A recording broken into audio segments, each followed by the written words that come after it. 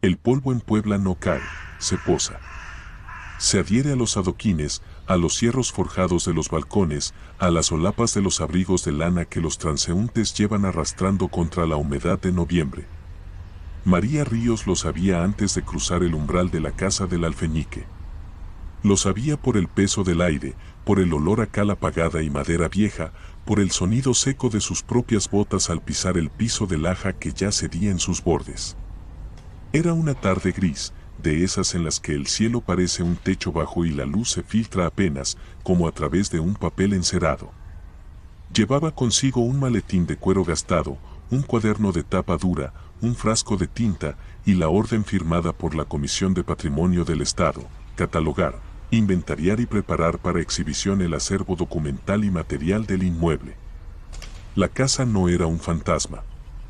Era piedra, cal, vigas de encino y hierro. Era un registro físico del siglo XVIII, levantado por manos que midieron, cortaron y ensamblaron sin prisa pero sin descanso. María lo recorría con la meticulosidad de quien sabe que los edificios no mienten, solo esperan ser leídos. Comenzó por el patio central. 4 arcos de medio punto sostenían una galería superior con barandal de hierro calado. En el centro, una fuente seca acumulaba hojas muertas y restos de yeso. Las paredes, gruesas, devolvían el sonido de sus pasos con un eco sordo, casi medicinal. El aire era frío y húmedo. Se quitó los guantes. La piedra le mordió los dedos. Su rutina era clara: medir, numerar, fotografiar, describir. Nada más. María no creía en leyendas. Creía en facturas, en actas notariales, en libros de bautismo con tintas desvanecidas, en sellos de cera rota y firmas temblorosas. Había pasado los últimos 7 años en archivos eclesiásticos y municipales, desenredando linajes, reconciliando fechas, traduciendo caligrafías que parecían hilos enredados por manos que escribían con miedo o con prisa. Sabía que el pasado no está hecho de apariciones, sino de omisiones. Y las omisiones, cuando se acumulan, pesan. El primer día terminó con 3 cajas de legajos, 2 inventarios parciales y un dolor sordo en la nuca. Cerró la puerta principal con la llave pesada que le habían entregado. El vigilante, un hombre mayor de nombre Silvestre, la saludó con un gesto cansado y encendió un farol de aceite en la entrada. «Aquí se apaga todo a las 6, señora. Las puertas se cierran. No se quede después». «Necesito terminar el sector norte», respondió ella, sin mirarlo a los ojos. «El norte tiene corrientes. Y la madera cruje». «Vieja historia», dicen. «La madera siempre cruje cuando la humedad cambia». Silvestre asintió, como si aceptara una explicación que no le convencía. Subió a su pequeña habitación anexa al portón. María escuchó el chasquido del cerrojo, el murmullo de una radio a pilas, luego el silencio. Quedó sola. Encendió una lámpara eléctrica portátil. La luz amarilla recortó sombras largas sobre las paredes. Comenzó a abrir los legajos. Papel amarillento, quebradizo en los bordes. Tinta ferrogálica, oxidada a marrón. Letras inclinadas, algunas temblorosas, otras firmes y angulosas. Contabilizó actas de propiedad, inventarios de bienes, cartas entre parientes lejanos, recibos de pago a albañiles y vidrieros. Todo ordinario.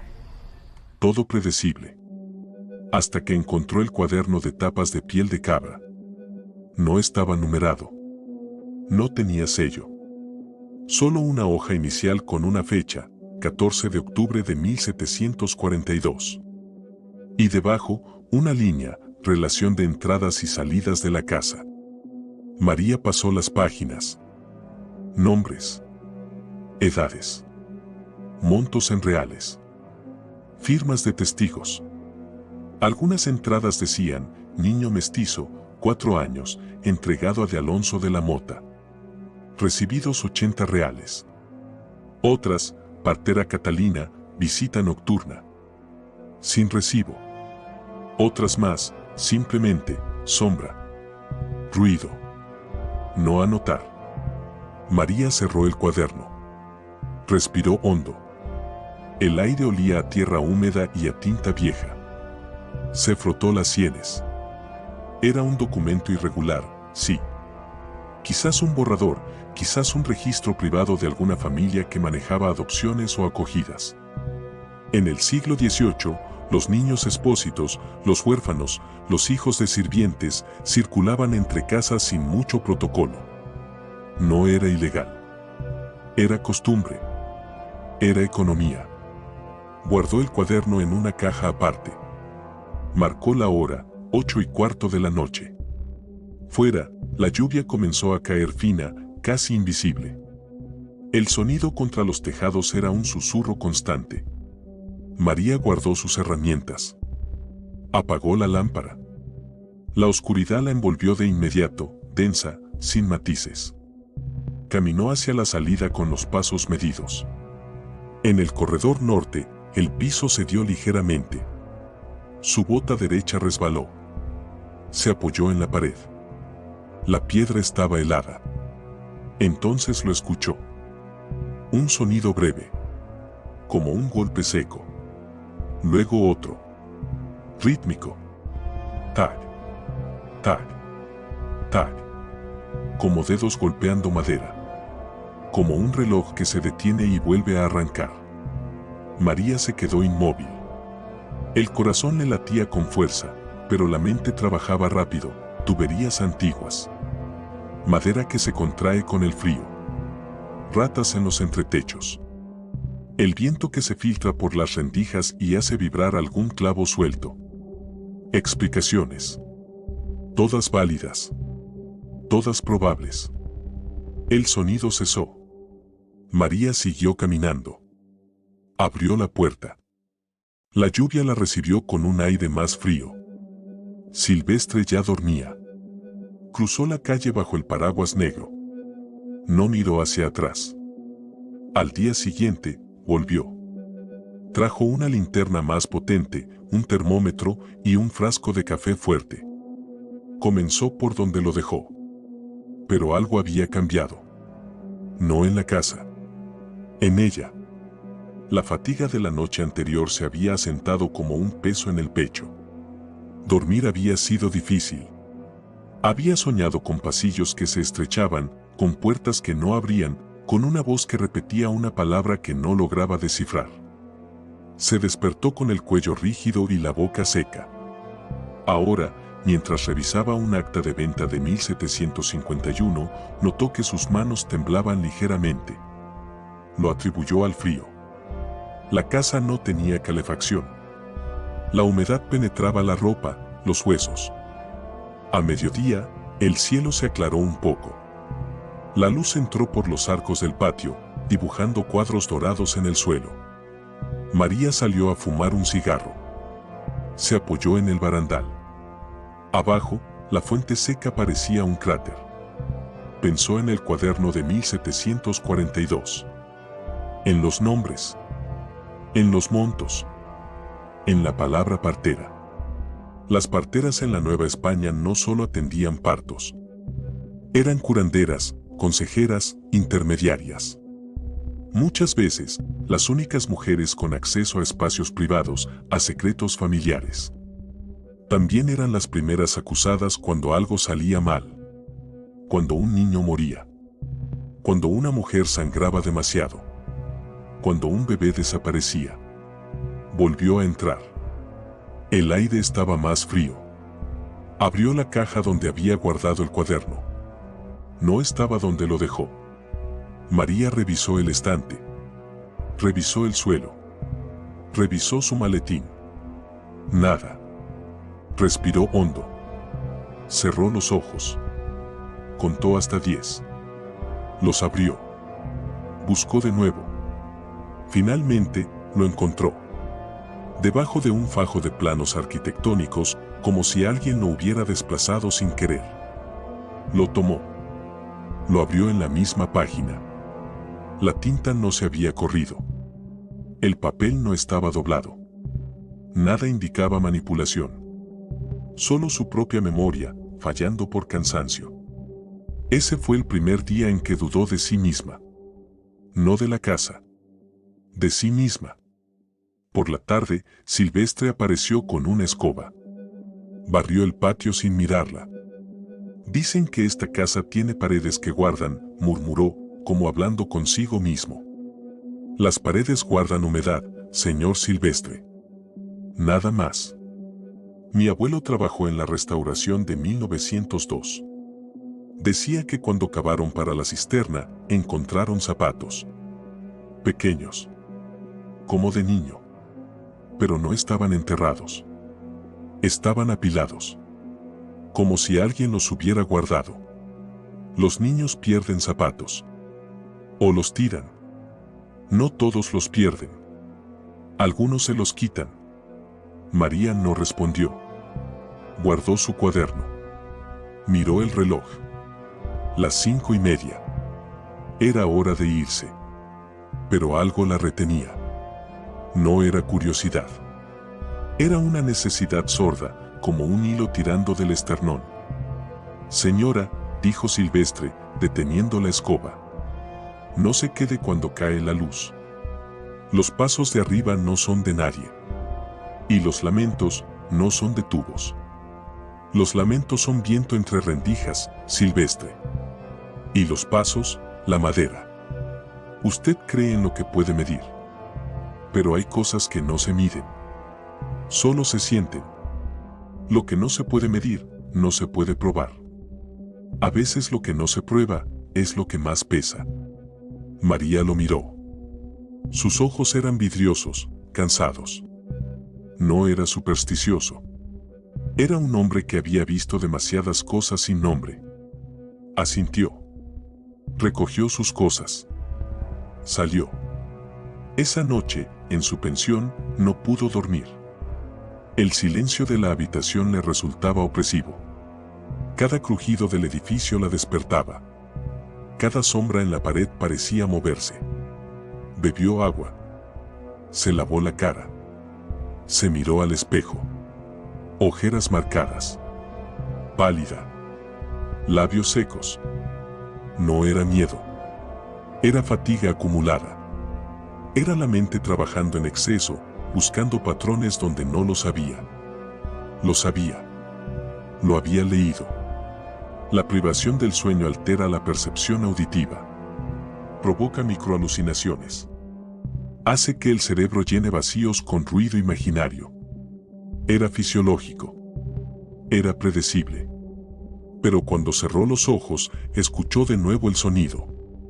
Tac. Tac. Tac. No en la casa. En su cabeza.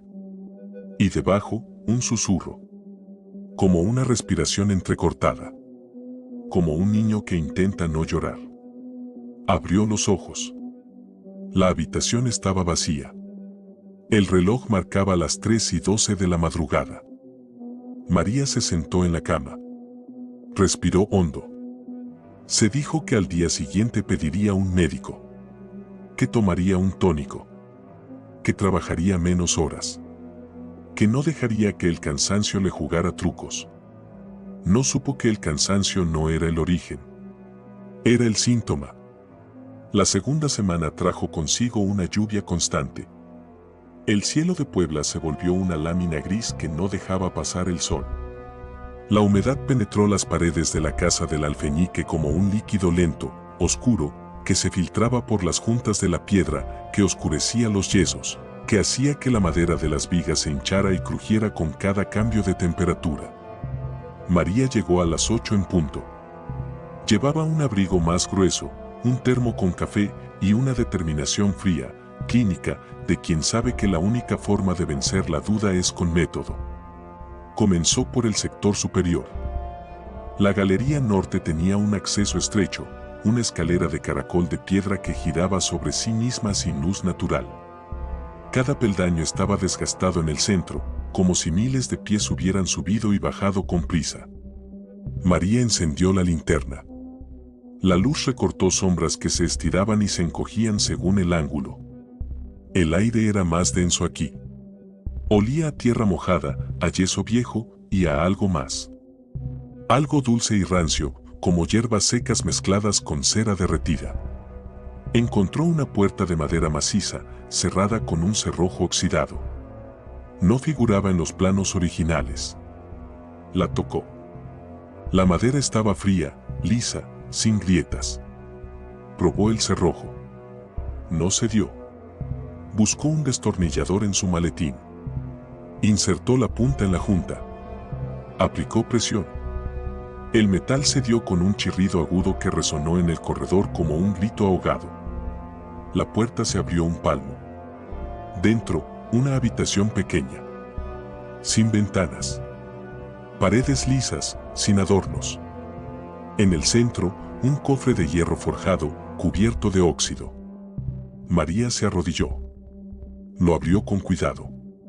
El interior estaba forrado con tela de lino, amarillenta, quebradiza.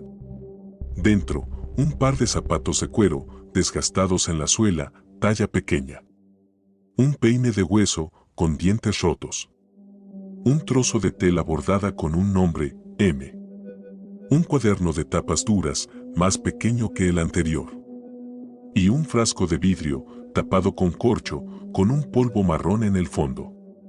María tomó el cuaderno. Lo abrió. La caligrafía era diferente. Más apretada. Más temblorosa. Fechas entre 1745 y 1748. Nombres. Montos. Y notas al margen, no llora. Se duerme rápido. El alguacil dice que no pregunten. La partera trae hierbas. El padre paga en plata. La madre no sabe. El niño no vuelve. María cerró los ojos. Respiró. Abrió los ojos. Volvió a leer. Las palabras no cambiaron. No era un registro de adopciones. Era un registro de transacciones. De entregas. De niños que no volvían. Su mente trabajó rápido, buscando explicaciones racionales. Podría ser un registro de una casa de acogida informal. De un orfanato clandestino. De una familia que vendía hijos de sirvientes. Era horrible, sí. Pero no sobrenatural. No mágico. Era humano. Era histórico. En el siglo XVIII, los niños indígenas y mestizos eran considerados propiedad en muchos contextos. Se vendían para trabajo doméstico, para servicio religioso, para adopciones entre élites. La iglesia lo regulaba, pero no lo eliminaba. Los archivos coloniales están llenos de actas de donación, cesión, entrega. Palabras suaves para actos brutales. Pero entonces, ¿por qué la ocultación? ¿Por qué la puerta sin plano? ¿Por qué los zapatos guardados como reliquias, no como desechos? ¿Por qué la nota, el padre paga en plata? ¿La madre no sabe? María guardó el cuaderno en su maletín. Cerró el cofre.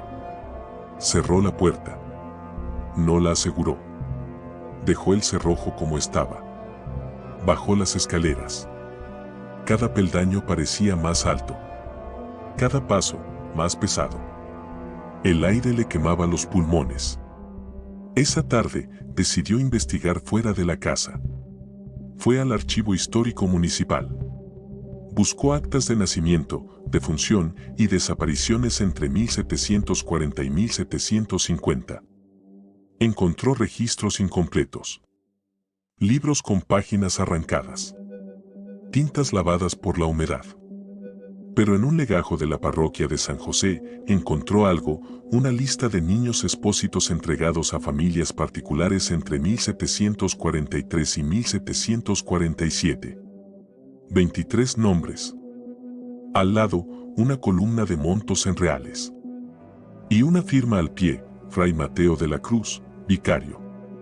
María conocía el nombre. Aparecía en el cuaderno de la casa. Fray Mateo. Recibe 120 reales. Silencia. No era coincidencia.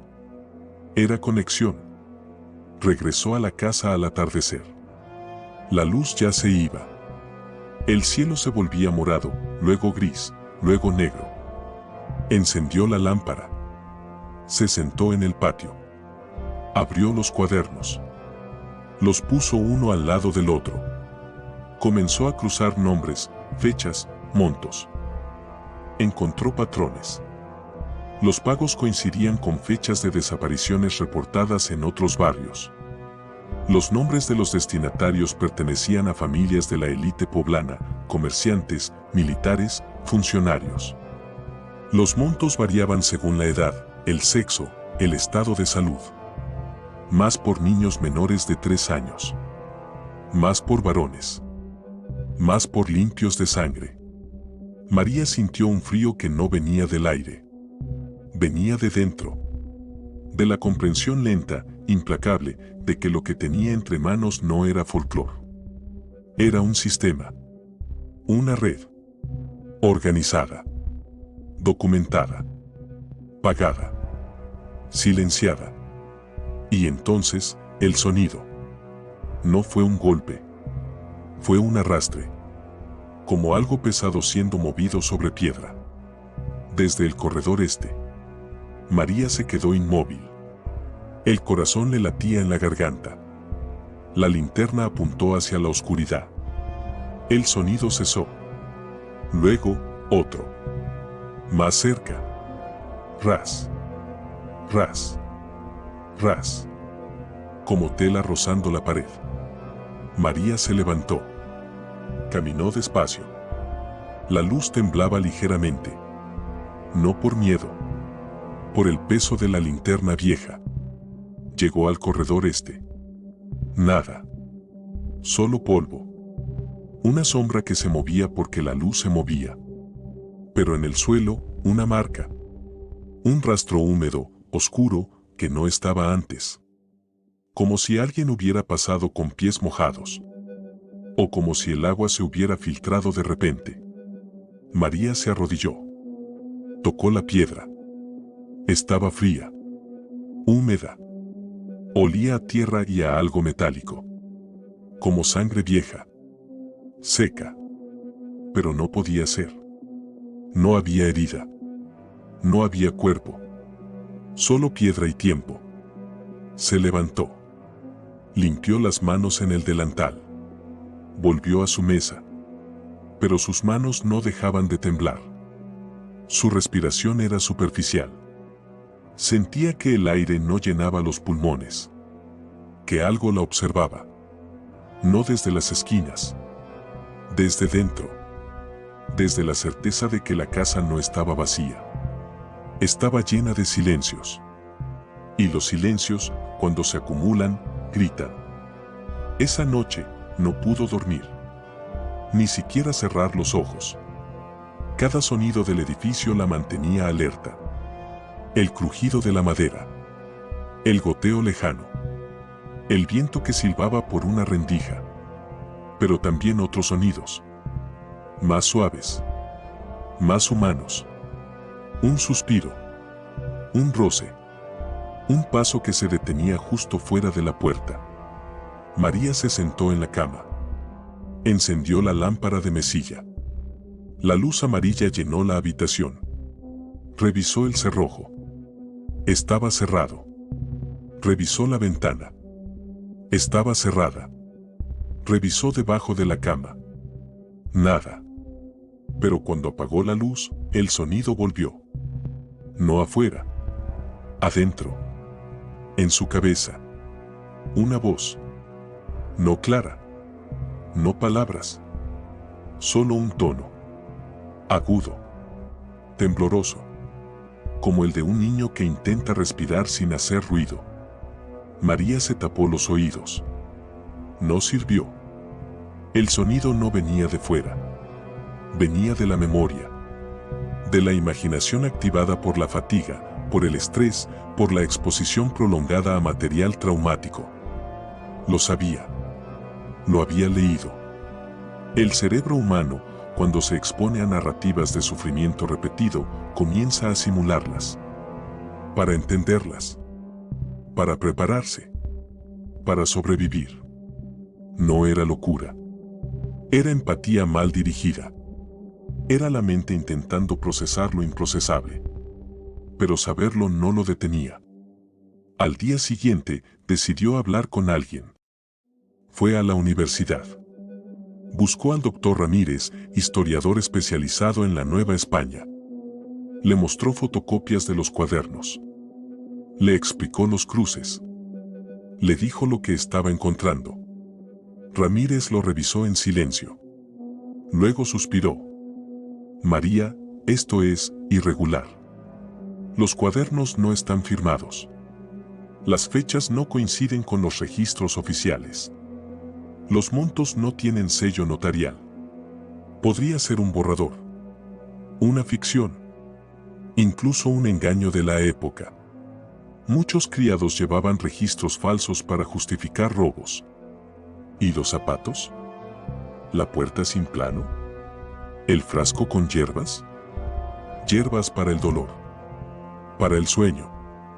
Para el parto. Las parteras las usaban. Los zapatos, los niños los pierden. La puerta, quizás un cuarto de servicio olvidado. No todo lo oculto es malvado.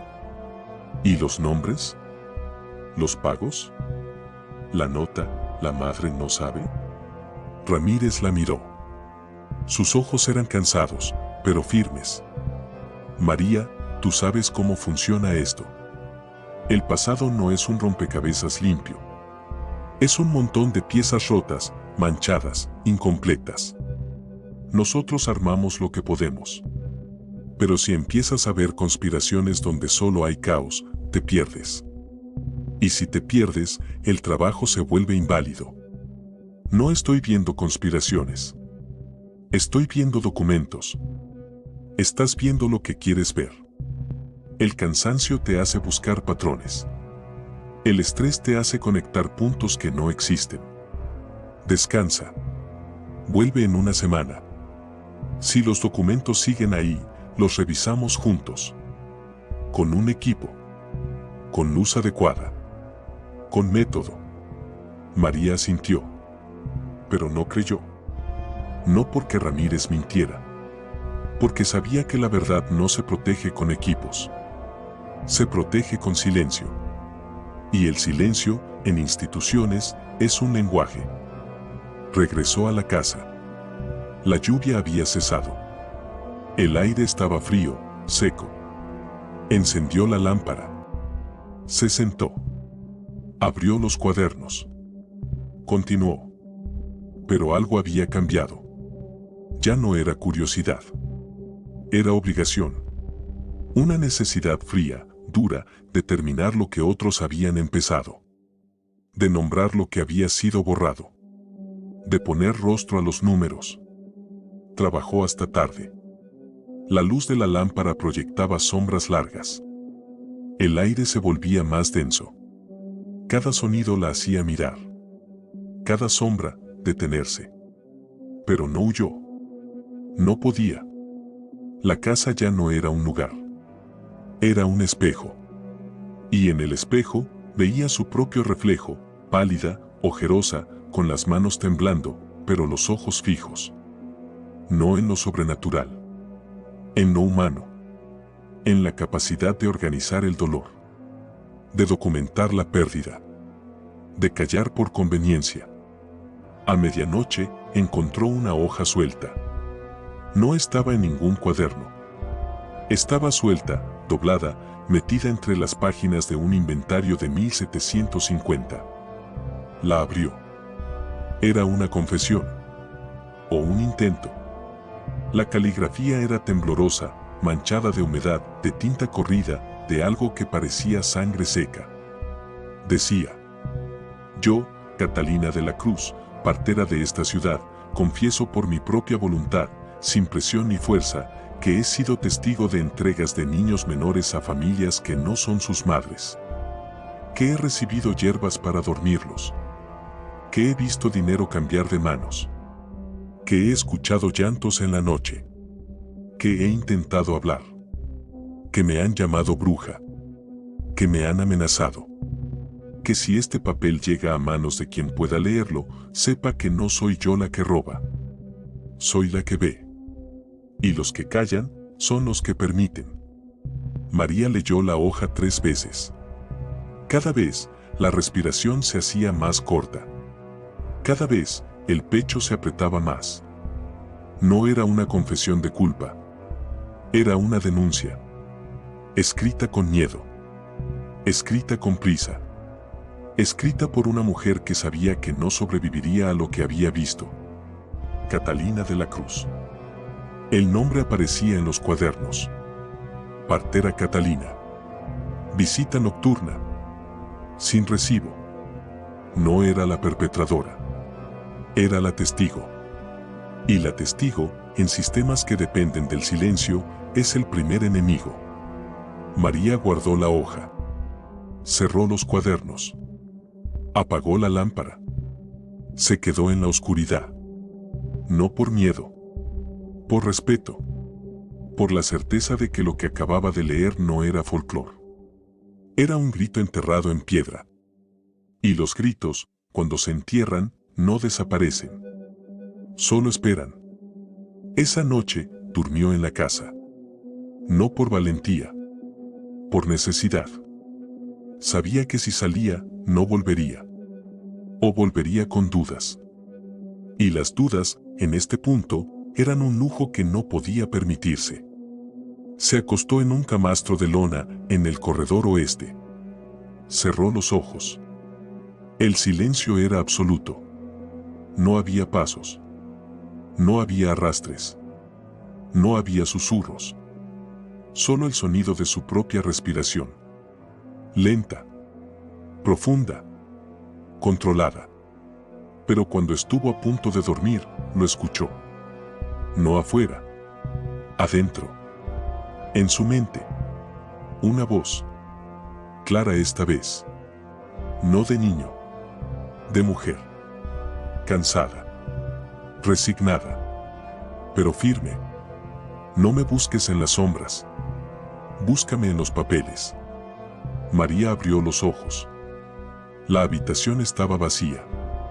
La lámpara apagada. El aire frío. Pero algo había cambiado. Ya no dudaba. Ya no temía lo inexplicable. Temía lo explicable. Lo documentado. Lo pagado. Lo silenciado. Y eso, sabía, era mucho peor. La tercera semana trajo consigo un cambio en la luz. El cielo se aclaró. El sol entró por los arcos, calentó la piedra, secó parte de la humedad. Pero el aire seguía siendo pesado. Como si la casa respirara con dificultad. María continuó su trabajo. Pero ahora, no solo catalogaba. Investigaba. Cruzaba datos. Buscaba conexiones fuera de la casa. Fue al Archivo General de la Nación. Buscó procesos inquisitoriales. Encontró uno.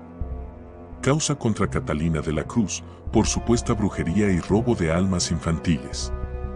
1749, lo solicitó. Tardó 3 días en llegar. Cuando lo abrió, el olor a papel viejo y a tinta seca la golpeó como un puño. El expediente era breve. Demasiado breve para una causa inquisitorial. Solo 4 páginas. Testimonios de 3 vecinos. Todos decían lo mismo: se escuchan ruidos en la noche. Se ven sombras. Los niños lloran sin razón. La mujer habla con espíritus. Roba almas.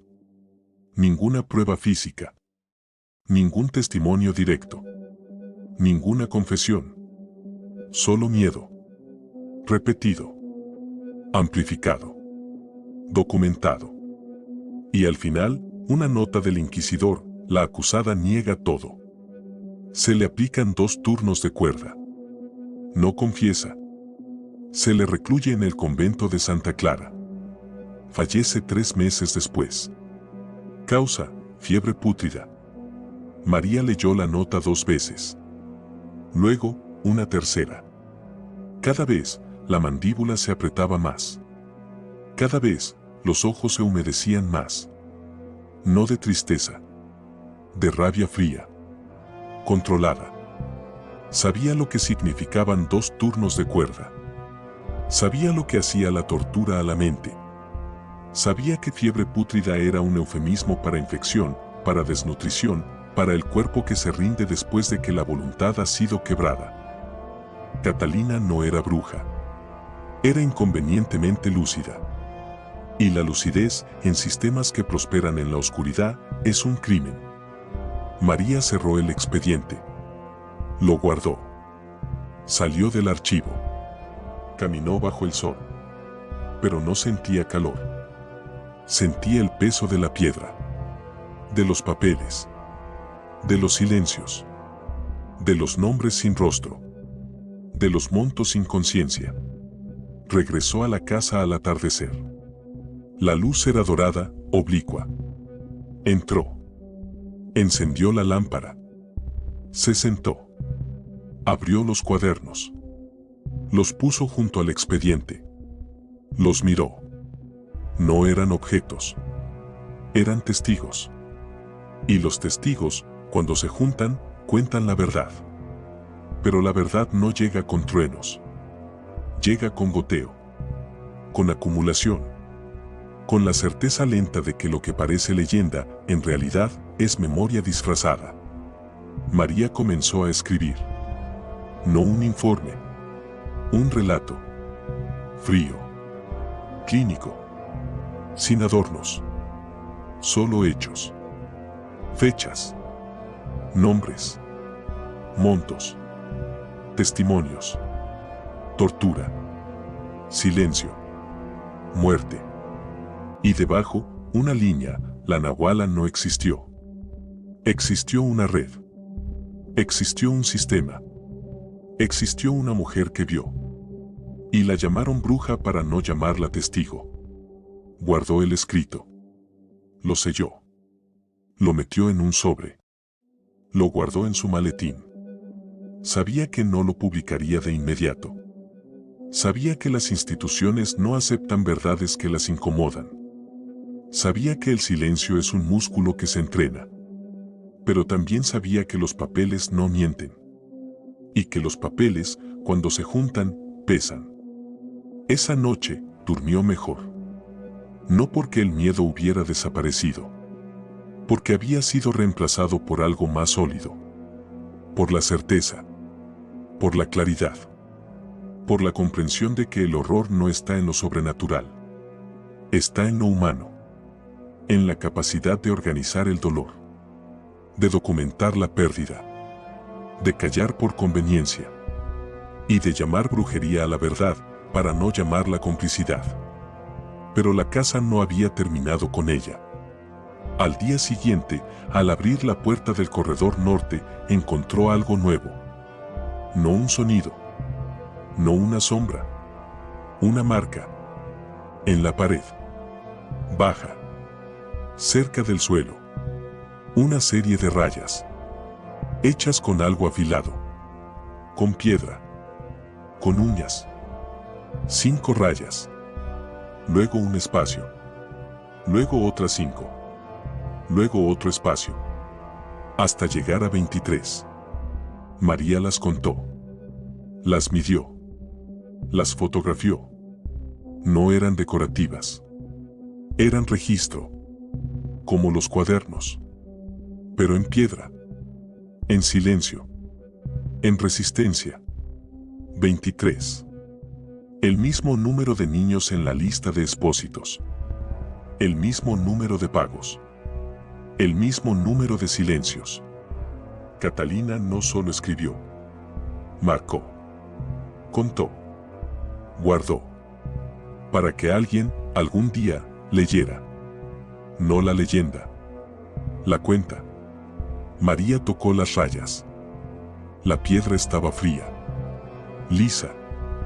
Pero bajo la superficie, áspera. Como piel curtida. Como piel que ha sufrido. Como piel que ha esperado. No lloró. No gritó. No huyó.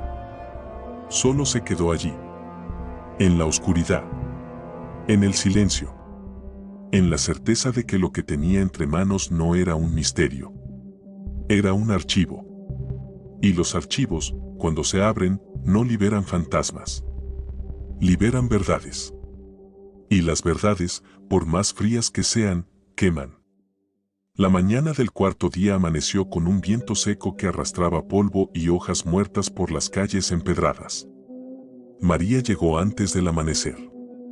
No por rutina, por urgencia. Sabía que el tiempo se acababa. No porque la casa la amenazara, porque el mundo exterior la presionaba. Había recibido una carta de la comisión. Suspensión temporal de trabajos. Revisión de metodología. Posible reasignación. No firmada por Ramírez. Firmada por un secretario. Papel oficial. Sello húmedo. Lenguaje burocrático que significaba una sola cosa: silencio institucional. María no discutió. No protestó. Guardó la carta en un cajón. Volvió a la casa. Encendió la lámpara. Abrió los cuadernos. Los puso sobre la mesa. Los miró. No eran solo papeles. Eran un cuerpo. Un cuerpo hecho de fechas, de nombres, de montos, de silencios. Y un cuerpo, cuando se deja sangrar, necesita ser cosido. O expuesto. Decidió hacer lo segundo. Comenzó por el sótano. No figuraba en los planos originales. Pero los planos de 1742 mencionaban una bodega inferior para vino y provisiones. María buscó la entrada. Estaba detrás de un estante de madera, en el corredor sur. Lo movió. El suelo cedió ligeramente. Encontró una trampilla de hierro, oxidada, con un asa en forma de anillo. La levantó. Un olor a tierra húmeda, a moho, a algo dulzón y rancio, la golpeó.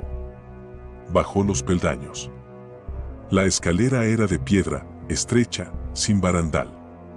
La linterna iluminó paredes de adobe, irregulares, con grietas por donde se filtraba humedad. El suelo era de tierra apisonada. En el centro, un montón de escombros. Restos de vigas podridas. Trozos de yeso. Y algo más. Algo metálico. María se arrodilló. Apartó los escombros con las manos. La tierra le cubrió las uñas. Le manchó la ropa. No le importó. Siguió cavando. Hasta que sus dedos tocaron algo frío. Liso. Redondo. Lo levantó. Era un frasco. Igual al del cofre. Pero este estaba intacto. Tapado. Con un sello de cera rota en la parte superior. Lo abrió. Dentro, un polvo marrón. Olía a hierbas. A valeriana. A algo amargo. A algo que induce el sueño. O el olvido. Lo dejó a un lado. Continuó. Más escombros. Más tierra. Más silencio. Hasta que sus dedos tocaron algo blando. Algo que no era piedra. Algo que cedió ligeramente. Lo apartó. Era tela. Lino. Amarillento. Quebradizo. Debajo, huesos. Pequeños. Delgados. Curvos. Como de manos. Como de pies. Como de niños. María se quedó inmóvil. La linterna tembló ligeramente. No por miedo. Por el peso de la certeza. Por la comprensión lenta, implacable, de que no estaba ante un descubrimiento. Estaba ante una confirmación. Los huesos no eran de animales. Eran humanos. Infantiles. Y no estaban enterrados con rito. Estaban apilados. Ocultos. Guardados. Como objetos. Como mercancía de vuelta. Como evidencia que no debía salir a la luz. No gritó. No lloró. No huyó. Solo se sentó en el suelo. Apagó la linterna. Se quedó en la oscuridad. Respiró. Hondo. Lento. controlado. Sabía que el pánico no servía. Sabía que la emoción nubla la memoria. Sabía que lo que acababa de encontrar no era un fantasma. Era un hecho. Y los hechos, por más duros que sean, se documentan. Encendió la linterna de nuevo. Tomó fotografías. Mide. Anotó. Dibujó un croquis. Guardó un fragmento de tela en una bolsa de lona. Cerró la trampilla. Volvió a colocar el estante. No para ocultar. Para preservar. Hasta que fuera el momento. Subió las escaleras. Cada peldaño parecía más alto. Cada paso, más pesado. Pero la mente estaba clara. Fría. Enfocada. Sabía lo que tenía que hacer. No publicar. No denunciar. No confrontar. Documentar. Copiar. Sellar. Guardar.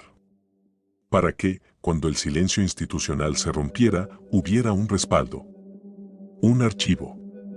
Un cuerpo de evidencia que no pudiera ser borrado. Pasó el resto del día trabajando. No en los cuadernos. En copias. Fotografías. Transcripciones. Sellos. Firmas. Fechas.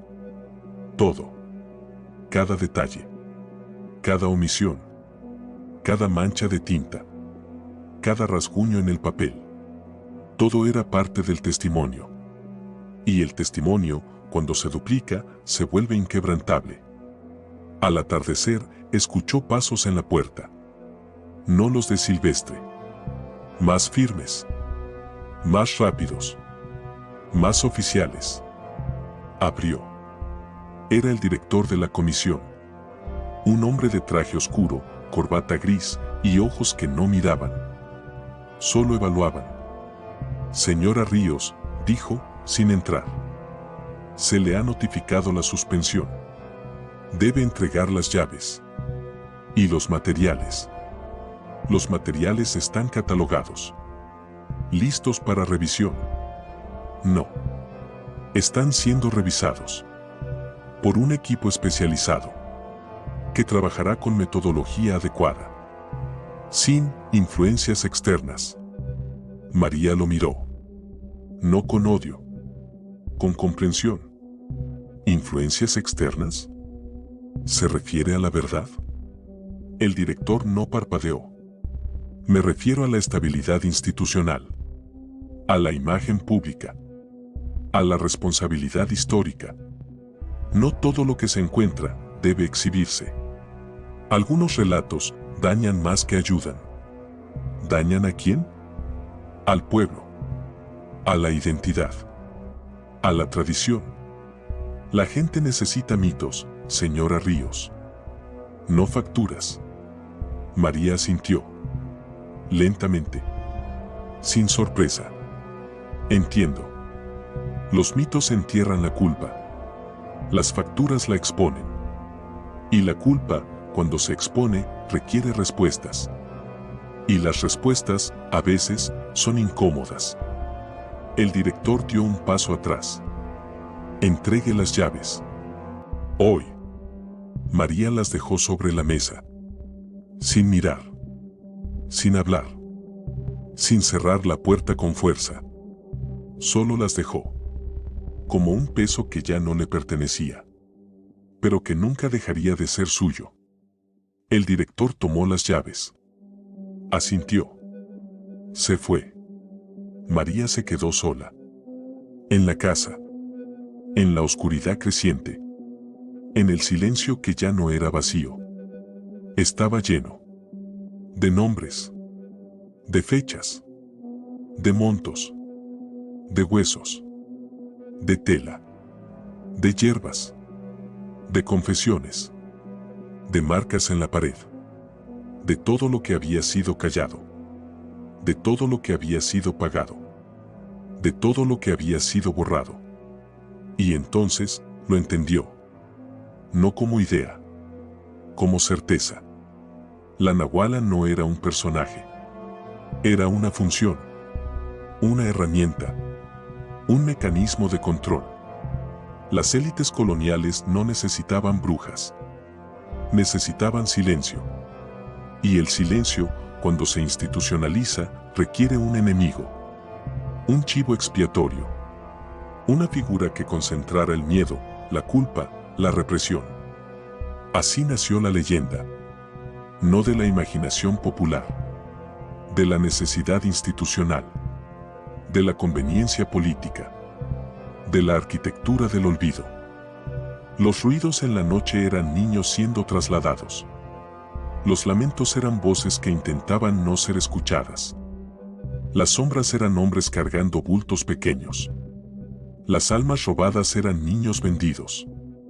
Y la bruja era la mujer que se negó a mirar hacia otro lado. María no sintió triunfo. Sintió peso. El peso de saber. El peso de ver. El peso de llevar lo que otros enterraron. Guardó las copias en su maletín. Selló el sobre con el relato. Lo metió en su abrigo. Salió por la puerta trasera. No miró atrás. No por cobardía. Por respeto. Porque la casa ya había hecho su trabajo. Había guardado. Había esperado. Había revelado. Ahora le tocaba al mundo exterior. Al archivo. A la memoria. A la verdad que no necesita fantasmas para ser real. Caminó bajo el cielo gris. El viento le golpeó la cara. No sintió frío. Sintió claridad. La claridad de quien ha cruzado el umbral del silencio. Y ha salido con palabras. Pero las palabras, sabía, no son suficientes. Requieren oídos. Requieren voluntad. Requieren coraje. Y el coraje, en sistemas que prosperan en la comodidad del olvido, es un lujo raro. Aún así, no se detuvo. No podía.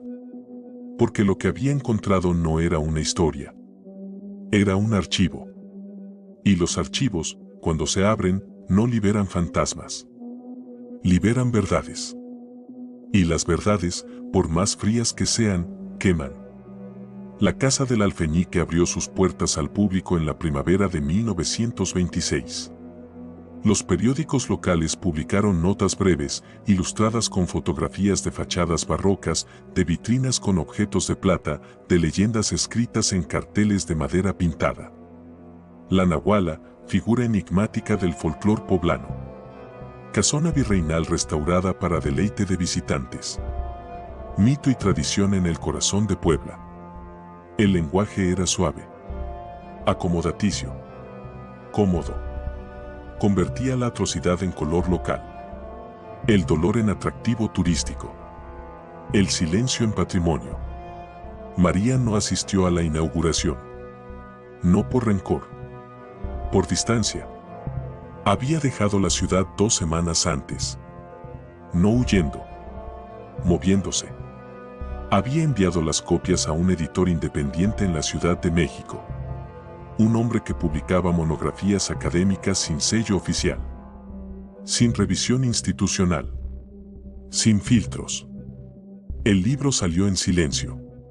Documentos de la Casa del Alfeñique, un registro de transacciones y silencios, 1742 a 1749. 300 páginas. Sin prólogo pomposo. Sin dedicatorias. Solo hechos. Fechas. Nombres. Montos. Testimonios. Tortura. Muerte. Y una línea final, lo que se llama brujería, a veces, es memoria. Lo que se llama leyenda, a veces, es archivo. Y lo que se llama folclor, a veces, es complicidad. El libro no fue reseñado en los periódicos principales. No se exhibió en vitrinas. No se leyó en actos oficiales. Pero circuló. En bibliotecas universitarias. En archivos privados. En manos de estudiantes, de investigadores, de mujeres que leían en silencio. Y en silencio se guardó. Como los huesos. como los zapatos, como las marcas en la pared, como la verdad que no necesita aplausos para ser real. María se estableció en una ciudad del norte, lejos del calor húmedo, lejos de la piedra que retiene el eco, lejos de los silencios que pesan. Trabajó en un archivo municipal. Catalogó, numeró, describió. Nada más. Pero cada noche, antes de dormir, revisaba sus manos. Buscaba marcas. Buscaba temblores. Buscaba señales de lo que había visto. No las encontraba. Solo cicatrices pequeñas. De papel cortado. De tinta seca. De tiempo acumulado. Pero la mente no olvida. Solo se adapta. Aprende a vivir con el peso. Aprende a distinguir entre el ruido y el silencio. Entre la leyenda y el hecho. Entre el miedo y la certeza. Y en esa distinción reside la única forma de resistencia que queda cuando el sistema ha hecho su trabajo: recordar. No con pasión. Con método. No con grito. Con documento. No con fantasía. Con evidencia. A veces, en las noches de viento, escucha pasos. No en la casa. En la memoria. No de niños. De adultos. De hombres que cargan. De mujeres que callan. De instituciones que archivan. Y no los teme. Los reconoce. Porque el horror no está en lo sobrenatural. Está en lo humano. En la capacidad de organizar el dolor. De documentar la pérdida. De llamar brujería a la verdad, para no llamarla complicidad. Y en esa capacidad reside la única lección que queda cuando los archivos se cierran y las vitrinas se iluminan: que los fantasmas no existen. Solo existen los silencios. Y los silencios, cuando se abren, no liberan apariciones. Liberan nombres. María los guarda. No como carga. Como testigo. Porque saber no es suficiente. Recordar es. Y recordar, en un mundo que prefiere los mitos a las facturas, es el acto más humano. Y el más peligroso. La casa sigue en pie. La piedra sigue fría. El polvo sigue posándose. Y la leyenda sigue contándose, en voces suaves, en guías turísticas, en cuentos para niños desobedientes.